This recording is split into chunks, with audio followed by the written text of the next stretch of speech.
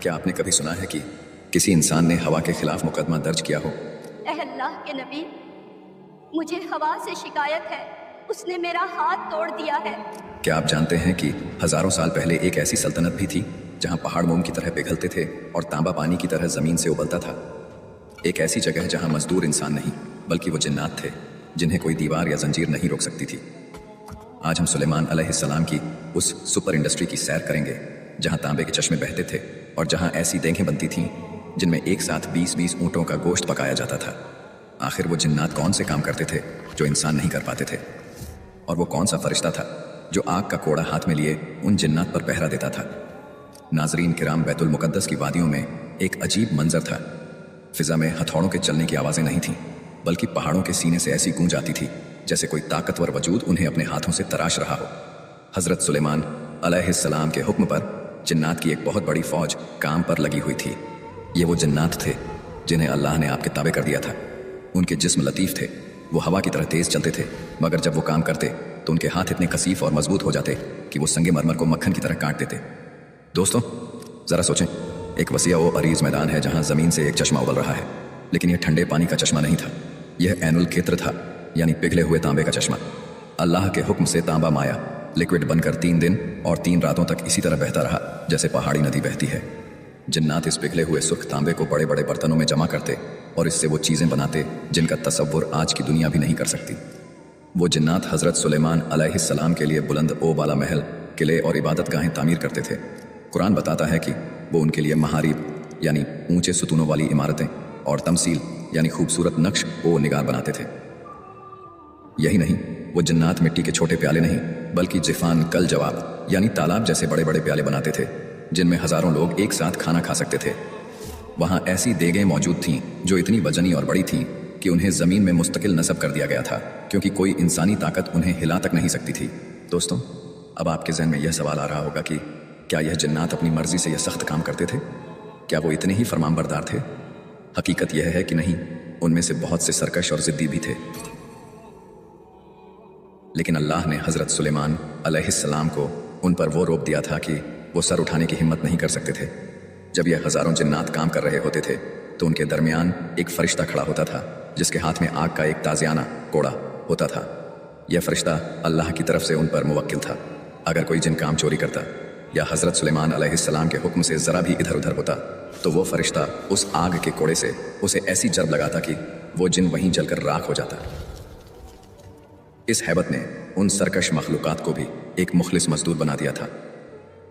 لیکن اس عظیم و شان صنعتی کام کا مقصد کیا تھا؟ کیا یہ سب صرف نمائش کے لیے تھا؟ تو اس کا جواب ہے بالکل نہیں۔ حضرت سلیمان علیہ السلام کی سلطنت کا ایک بڑا مقصد انسانیت کی خدمت اور اللہ کے دین کا پرچار تھا۔ ان کے دسترخوان پر ہر روز ہزاروں انسان، جنات، پرندے اور جانور کھانا کھاتے تھے۔ ان کی جلسہ گاہوں کے سامنے چوپایوں کے لیے وسیع میدان ہوتے تھے جہاں وہ چر سکتے تھے۔ ان کا باورچی خانہ ہمیشہ لوہے کے تنوروں سے گرم رہتا اور بڑی دیگوں میں 20 اونٹوں کا گوشت پکا کر مخلوق خدا میں تقسیم کیا جاتا تھا۔ یہ ایک ایسی فلاحی ریاست تھی جہاں کوئی بھوکا نہیں سوتا تھا۔ اللہ نے آل داؤد کو حکم دیا تھا کہ اے آل داؤد، ان نعمتوں کا شکر بجا لاؤ، اور سلیمان علیہ السلام نے شکر کا حق ادا کر دیا۔ لیکن اس سب کے دوران سلیمان علیہ السلام کے پاس ایک ایسی چیز بھی تھی جس نے انہیں تمام بادشاہوں سے ممتاز کر دیا تھا، وہ تھی پرندوں کی زبان۔ ایک روز جب سلیمان علیہ السلام اپنی بساط پر سوار ہواؤں میں سفر کر رہے تھے، وہ مکہ معظمہ سے گزرے۔ وہاں انہوں نے کعبہ کو روتے ہوئے پایا۔ جی ہاں، کعبہ نے سلیمان علیہ السلام سے فریاد کی۔ آخر کعبہ کیوں رو رہا تھا؟ اور سلیمان علیہ السلام نے اس مقدس گھر کو دیکھ کر کس عظیم الشان پیغمبر کی خوشخبری دی جو آنے والے وقت میں اس گھر کو بتوں سے پاک کرنے والا تھا۔ ناظرین کرام، ایک دفعہ حضرت سلیمان علیہ السلام اپنی بساط یعنی اس عظیم الشان تخت نما بستی پر سوار تھے جو ہوا کے دوش پر رواں تھی۔ یہ کوئی چھوٹا تخت نہیں تھا بلکہ ایک فرسخ تقریباً 3.5 میل لمبا اور چوڑا تخت تھا جس پر سونے کا ممبر لگا تھا۔ اس کے گرد سونے اور چاندی کی 3000 کرسیاں بچھی تھیں جن پر انبیاء اور علماء تشریف فرما تھے۔ اس بساط پر صرف انسان ہی نہیں تھے بلکہ شیشے اور لکڑی کے 1000 مکانات بنے ہوئے تھے جہاں حضرت سلیمان علیہ السلام کے اہل و عیال اور خادم رہتے تھے۔ فضا میں اڑتے ہوئے اس تخت کے ساتھ ایک مکمل لشکر تھا جو 100 فرسخ تقریباً 350 میل کے رقبے پر پھیلا ہوا تھا۔ 25 فرسخ میں انسان، 25 میں جنات، 25 میں صحرائی جانور اور آخری 25 فرسخ میں پرندے اڑ رہے تھے جو اپنے پروں سے اس پورے شہر پر سایہ کیے ہوئے تھے۔ حیرت کی بات تو یہ تھی کہ इस उड़ते हुए शहर का बावर्ची खाना भी हमराह होता था। लोहे के बड़े बड़े तन्नूरों में आग जल रही होती, कारीगर अपने कामों में मसरूफ होते और घोड़े अपने अस्तबल में बंधे होते, जबकि पूरी बिसात हवा पर तैर रही होती। हजरत सुलेमान अलैहिस्सलाम जब चाहते हवा को हुक्म देते और वो कभी तेज और कभी नर्म रफ्तार से उन्हें मंजिल की तरफ ले जाती थी। दोस्तों, जब यह अजीम उशान लश्कर इस तखर से यमन की तरफ जाते हुए मदीना तैयबा के ऊपर से गुजरा तो हजरत सुलेमान अलैहिस्सलाम ने अपने साथियों से एक तारीखी जुमला कहा। आपने फरमाया, ये वो जगह है जहां आखिरुज़्ज़मां पैगंबर हजरत मोहम्मद हिजरत करके तशरीफ लाएंगे। क्या कहना उस खुशनसीब इंसान का जो उन पर ईमान लाएगा। यह सुनकर पूरे लश्कर में एक वज्द की कैफियत तारी हो गई। लेकिन जब यह बिसात मक्का मुअज़्ज़मा पहुंची तो फिजा का रंग बदल गया। हजरत सुलेमान अलैहिस्सलाम ने नीचे देखा कि काबा के गिर्द सैकड़ों बुत रखे हुए हैं और कुफ्फार उनकी परस्तिश कर रहे हैं। काबा की हालत देखकर हजरत सुलेमान अलैहिस्सलाम का दिल भर आया। इसी लम्हे काबा के दरो दीवार से रोने की आवाज आई। काबा ने अल्लाह की बारगाह में फरियाद की, ए मेरे पालने वाले, तेरा एक तरफ पैगंबर और तेरे दोस्तों की इतनी बड़ी जमात मेरे पास से गुजरी, लेकिन न वो मेरे पास उतरे और न यहाँ नमाज पढ़ी, जबकि मेरे चारों तरफ ये बुत रखे हुए हैं और लोग इनकी पूजा कर रहे हैं। तब अल्लाह ताला ने अपने घर पर वही नाजिल की और फरमाया, ए काबा, तू गिरिया मत कर, मैं बहुत जल्द इस जमीन को सजदा करने वालों की पेशानियों से भर दूंगा। मैं एक ऐसी किताब कुरान नाजिल करूंगा और आखिरी ज़माना में एक ऐसे पैगंबर को भेजूंगा जो तमाम पैगंबरों में सबसे बरतर होगा, यानी हज़रत मोहम्मद सल्लल्लाहु अलैहि व आलिहि वसल्लम। हज़रत सुलेमान अलैहिस्सलाम ये सब सुन रहे थे और उनकी आंखें तशक्कुर से नम थीं। वो समझ गए कि अगरचे आज उनकी बादशाही अजीम है, लेकिन असल अजमत उस हस्ती की होगी जिसके कदम इस ज़मीन पर पड़ेंगे। लेकिन क्या आप जानते हैं कि हज़रत सुलेमान अलैहिस्सलाम की इस अजीम उस शान बादशाही और उनके मौज़ात के पीछे एक और पहलू भी था, और वो पहलू था अदल व इंसाफ। अल्लाह ने उन्हें सिर्फ जिन्हों और हवाओं पर ही नहीं बल्कि जानवरों और मजलूमों के हुकूक पर भी हाकिम बनाया था। एक बार हवा के हाथों एक बूढ़ी औरत का हाथ टूट गया तो हज़रत सुलेमान अलैहिस्सलाम ने हवा को अदालत में तलब कर लिया। आखिर हवा ने क्या सफाई दी। एक दफ़ा दरबार सुलेमानी लगा हुआ था। फिजा में वही हैबत थी जो हमेशा होती है, मगर आज एक ज़ईफ़ा बुढ़िया दरबार में हाजिर थी। उसने कांपती हुई आवाज़ में अर्ज़ की, ए अल्लाह के नबी, मुझे हवा से शिकायत है, इसने मेरा हाथ तोड़ दिया है। दरबार में मौजूद जिन्नात और इंसान हैरान रह गए, मगर हज़रत सुलेमान अलैहिस्सलाम के चेहरे पर संजीदगी थी। आपने उसी वक्त हवा को तलब किया। फिजा में एक सनसनाहट हुई और हवा एक मरई कुव्वत की तरह हाजिर हुई। सुलेमान अलैहिस्सलाम ने पूछा, ऐ हवा, तूने इस ज़ईफ़ा को क्यों तकलीफ पहुंचाई? हवा ने अर्ज की, ए अल्लाह के नबी, मेरा मकसद इसे दुख पहुंचाना नहीं था। अल्लाह ने मुझे हुक्म दिया था कि समंदर में एक कश्ती गर्क होने वाली है, इसमें मौजूद लोगों को बचाने के लिए मुझे तेजी से पहुंचना था। मैं अपने रब के हुक्म की तामील में तेजी से रवां हुई। यह औरत छत पर खड़ी थी और मेरी लपेट में आकर गिर गई, जिससे इसका हाथ टूट गया। मेरा इरादा बुरा नहीं था, मैं तो जाने बचा रही थी। अब यह एक ऐसा नाजुक फैसला था जिसमें एक तरफ सैकड़ों जाने बचाने का बड़ा मकसद था और दूसरी तरफ एक फर्द का नुकसान। हज़रत सुलेमान अलैहिस्सलाम ने अल्लाह से मुनाजात की कि इस मामले में क्या फ़ैसला दूँ। तब अल्लाह की तरफ से वही आई कि अगरचे हवा कश्ती वालों को बचाने चली थी, मगर इस ज़ईफ़ा का नुकसान हुआ है, लिहाजा कश्ती वालों के ज़िम्मे है कि वो इस औरत के हाथ की दियत हर्जाना अदा करें, क्योंकि मेरा इंसाफ किसी पर भी जुल्म बर्दाश्त नहीं करता। यह था वो अदल जिसने साबित किया कि निजाम कुदरत की तेज़ी में भी किसी कमज़ोर का हक पामाल नहीं होना चाहिए। दोस्तों, हज़रत सुलेमान अलैहिस्सलाम की ज़िंदगी का यह रुख तो जाह व जलाल वाला था, लेकिन क्या आपको मालूम है कि वो खुद को क्या समझते थे? वो बादशाह जिसका नाम सुनकर बड़े बड़े जाबिर हुक्मरान थर थर कांपते थे, उसका अपना दिल कितना नरम था। दोस्तों, हर रोज़ सुबह जब सूरज निकलता, हज़रत सुलेमान अलैहिस्सलाम अपने दरबार से निकलते थे। वो पहले रईसों और अमीरों के पास से गुजरते, उनकी खैरियत लेते, मगर उनका सफ़र वहाँ ख़त्म नहीं होता था। वो चलते चलते शहर के उस कोने में पहुँच जाते जहाँ मिस्कीन और गरीब लोग बैठे होते थे। वो दुनिया का अजीम तरीन बादशाह अपने शाही लिबास के नीचे मोमी जामा, एक किस्म का सख्त कपड़ा पहने हुए खामोशी से इन गरीबों के दरमियान ज़मीन पर बैठ जाते। वो उनके कंधे से कंधा मिलाकर बैठते और फरमाते, एक मोहताज के पास बैठा है।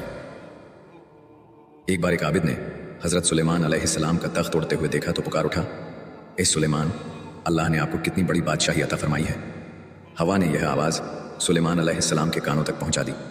आपने उस आबिद के करीब जाकर जो बात कही वो हम सब के लिए एक सबक है। आपने फरमाया, ए अल्लाह के बंदे, मोमिन के नाम आमाल में एक बार सुभान अल्लाह कहना इस पूरी बादशाही से बेहतर है जो मुझे दी गई है, क्योंकि यह बादशाही एक दिन ख़त्म हो जाएगी, लेकिन इस एक तस्बीह का सवाब हमेशा बाकी रहेगा। यह सुनकर दरबार में मौजूद जिन्नात भी सोच में पड़ गए। जिन्नात के बारे में आपको एक दिलचस्प बात बताऊं। अक्सर लोग पूछते हैं कि जिन्नात तो लतीफ़ मखलूक हैं, वो हवा की तरह होते हैं, तो वो पत्थर कैसे उठाते थे? इमाम जाफ़र सादिक अलैहिस्सलाम ने इसका राज बताया है। अल्लाह ने जब उन्हें सुलेमान अलैहिस्सलाम का ताबे बनाया तो उनके लतीफ़ जिस्मों को कसीफ यानी मादी तौर पर वज़नी और मजबूत बना दिया था, ताकि वो इंसानों की तरह सख्त मुशक्क़त वाले काम कर सकें। नाज़रीन, क्या आप जानते हैं कि हज़रत सुलेमान अलैहिस्सलाम की मौत कैसे हुई? क्या यह सच है कि वो 1 साल तक अपने असा लाठी के सहारे खड़े रहे और किसी को खबर तक न हुई कि कायनात का इतना बड़ा बादशाह दुनिया से रुखसत हो चुका है? आखिर जिन्नात को उनकी मौत का पता कैसे चला? और वो कौन सा छोटा सा कीड़ा था जिसने जिन्नात का गुरूर खाक में मिला दिया? हज़रत सुलेमान अलैहिस्सलाम की ज़िंदगी के आखिरी अय्याम एक ऐसे किले में गुजर रहे थे जिसे शयातीन ने आपके लिए तैयार किया था। यह किला कोई आम इमारत नहीं थी, बल्कि इसमें 1000 कमरे थे और हर कमरे में आपकी एक जौजा रहती थी। अल्लाह ने आपको 40 मर्दों की ताकत अता की थी और आप इतनी बड़ी सल्तनत और ख़ानदान की जिम्मेदारियों के बावजूद एक लम्हा भी इबादत से काफिल नहीं होते थे। किले के बाहर का मंजर बड़ा अजीब था। जिन्नात पत्थरों के बोझ तले दबे हुए थे, उनके जिस्मों से पसीना बह रहा था और वो थकन से चूर थे। इब्लीस उनके पास आता और उनसे पूछता, तुम्हारा क्या हाल है? वो जवाब देते, हमारी ताकत खत्म हो चुकी है, हम मर रहे हैं। इब्लीस ने उन्हें बहकाया, मगर हवा ने यह सारी गुफ्तगू सुलेमान अलैहिस्सलाम तक पहुंचा दी। आपने हुक्म दिया कि यह जिन्नात अब रात दिन काम करेंगे और पत्थर पहुंचाने के बाद वहां से इतनी ही मिट्टी वापस लाएंगे। जिन्नात की जिंदगी अजीर्ण हो गई थी, मगर वो सुलेमान अलैहिस्सलाम के सामने सर उठाने की हिम्मत नहीं रखते थे। यहाँ पर मैं आपको एक बात बताता चलूं कि उल्मा फरमाते हैं कि लोगों को तंग करना मुनासिब नहीं है, ख्वाह वो बदकार ही क्यों न हो। हज़रत सुलेमान अलैहिस्सलाम का जिन्नात के साथ यह रवैया शायद उनकी शरारत और सरकशी की वजह से हो, वरना फरमा बरदारों पर बिला वजह जब्र और तशद्दुद करना किसी नबी की शान के मुताबिक नहीं है। असल हकीकत तो अल्लाह ही बेहतर जानता है। इसी दौरान हज़रत सुलेमान अलैहिस्सलाम की वफ़ात का वक्त करीब आ गया। आप अपने शीशे के महल में दाखिल हुए, जहाँ से आप बाहर काम करते हुए जिन्नात को देख सकते थे। आपने अपना असा लाठी लिया, इसके सहारे खड़े हुए और अल्लाह की इबादत में मसरूफ़ हो गए। इसी हालत में मलिकुल मौत तशरीफ़ लाए और आपकी रूह कब्ज़ कर ली। मगर अल्लाह की हिकमत देखिए, सुलेमान अलैहिस्सलाम गिरे नहीं, बल्कि वो इसी लाठी के सहारे ईस्तादा खड़े रहे। दोस्तों, यहाँ से तारीख़ का वो अजीब तरीन साल शुरू होता है जिसकी मिसाल कहीं नहीं मिलती। एक दिन गुजरा, फिर एक हफ्ता, फिर महीने गुजरने लगे। सुलेमान अलैहिस्सलाम इसी तरह खामोश, साकित और पुररोब अंदाज में खड़े रहे। बाहर काम करने वाले जिन्नात जब ऊपर देखते तो उन्हें सुलेमान अलैहिस्सलाम खड़े नजर आते। वो समझते कि बादशाह उन्हें देख रहा है, इसीलिए वो डर के मारे और ज़्यादा तेज़ी से काम करते। वो जिन्नात जो दावा करते थे कि वो गैब जानते हैं, वो ज़मीन व आसमान की खबरें रखने का दावा करते थे, वो अपने सामने खड़ी एक लाश को न पहचान सके। यह अल्लाह की तरफ से उनके लिए एक बड़ी ज़िल्लत थी, ताकि इंसानों को पता चल जाए कि जिन्नात को गैब का कोई इल्म नहीं होता। लेकिन इस तवील खामोशी को किसने तोड़ा? न किसी जिन ने, न किसी इंसान ने, और न ही किसी ताकतवर फरिश्ते ने। अल्लाह ने एक मामूली से कीड़े दीमक को हुक्म दिया कि वो सुलेमान अलैहिस्सलाम के अस्सा को नीचे से खाना शुरू करे। वो छोटा सा कीड़ा आहिस्ता आहिस्ता इस लकड़ी को अंदर से खोखला करता रहा। किसी को खबर न हुई कि कायनात के सबसे बड़े बादशाह के सहारे को एक हकीर सा कीड़ा खत्म कर रहा है। आखिरकार वो लम्हा आ गया जब वो लाठी अंदर से बिल्कुल खत्म हो गई। 1 साल मुकम्मल हो चुका था। जैसे ही दीमक ने आखिरी रेशा काटा, वो असा टूट गया और हज़रत सुलेमान अलैहिस्सलाम का जस्दे मुबारक ज़मीन गिरा। जैसे ही बादशाह गिरा, पूरे किले में एक हलचल मच गई। जिन्नात काम छोड़कर भागे, इंसान हैरत ज़्यादा रह गए। जब उन्होंने करीब जाकर देखा तो पता चला कि सुलेमान अलैहिस्सलाम तो 1 साल पहले ही इंतकाल कर चुके थे। उस वक्त जिन्नात को अपनी बेवकूफ़ी का एहसास हुआ कि अगर वो वाकई गैब जानते होते तो इस 1 साल की ज़िल्लत और मुशक्क़त से बच जाते। सुलेमान अलैहिस्सलाम की वफ़ात के बाद आपके वज़ीर आसिफ बिन बरखिया ने आपकी वसीयत के मुताबिक जिम्मेदारियां संभालें, लेकिन वो सल्तनत जो सुलेमान अलैहिस्सलाम के साथ थी वो आहिस्ता आहिस्ता बिखरने लगी। सुलेमान अलैहिस्सलाम तो दुनिया से रुखसत हो गए, लेकिन उनकी वो अंगूठी, उनका वो तख्त और वो जिन्नात जो समंदरों में कैद हैं, उनका क्या हुआ?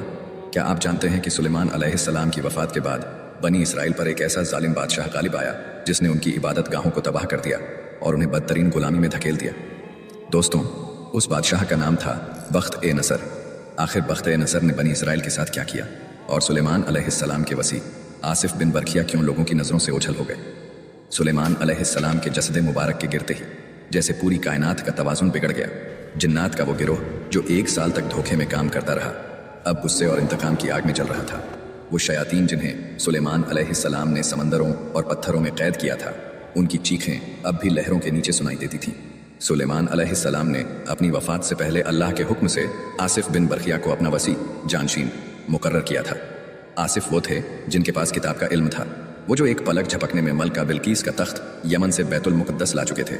शुरू में सुलेमान अलैहिस्सलाम के सच्चे पैरोकार आसिफ के पास आते, अपने दीनी मसाइल पूछते और हिदायत लेते। लेकिन फिर एक अजीब वाकया हुआ। अल्लाह की हिकमत के तहत आसिफ बिन बरकिया भी लोगों की नजरों से ओझल हो गए। यह एक तवील गैबत का दौर था। लोग उन्हें ढूंढते, रोते और फरियाद करते, मगर वो किसी को नजर न आते। एक तवील अरसे के बाद वो दोबारा जाहिर हुए, लोगों के दिलों को ईमान की रोशनी से भरा और फिर हमेशा के लिए रुखसत हो गए, यह कहकर कि अब हमारी मुलाकात क़यामत के दिन सिरात के नज़दीक होगी।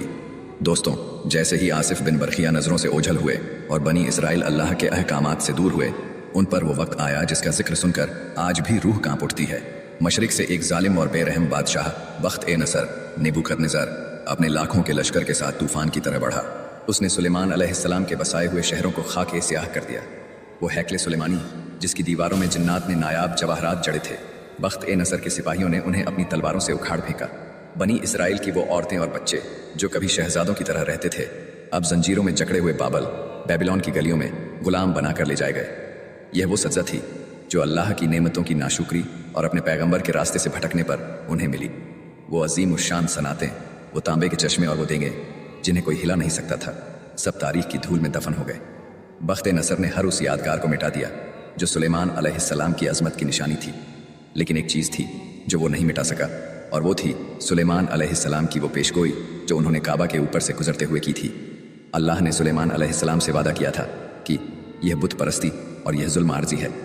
एक वक्त आएगा जब कायनात का सबसे बरतर पैगंबर हज़रत मोहम्मद सल्लल्लाहु अलैहि वसल्लम तशरीफ़ लाएंगे और इस ज़मीन को दोबारा सजदों से भर देंगे। बख्त नसर जैसे हज़ारों जालिम आए और मिट गए, मगर सुलेमान अलैहिस्सलाम का तज़किरा आज भी कुरान की आयतों में जिंदा है। हज़रत सुलेमान अलैहिस्सलाम की दास्तान हमें यह सिखाती है कि बादशाही अंगूठी में नहीं बल्कि अल्लाह की बंदगी में है। ताकत वो नहीं जो जिन्नात को गुलाम बना ले, बल्कि ताकत वो है जो इंसान को अपने रब के सामने झुका दे। आज सुलेमान अलैहिस्सलाम का वो जिस्मानी तख्त शायद हमें नजर न आए, लेकिन उनकी हिकमत आज भी कायनात के जर्रे जर्रे में मौजूद है। लेकिन क्या वो पुरस्रार अंगूठी वाकई मिट्टी में दब गई, या वो आज भी किसी ऐसी जगह महफूज है जहां तक कोई आम इंसान नहीं पहुंच सकता? और क्या इमाम वक्त के ज़हूर के वक्त वो तमाम मौजज़ाती अशिया दोबारा दुनिया के सामने आएंगी? ये राज तो वक्त ही फाश करेगा, लेकिन एक बात सच है,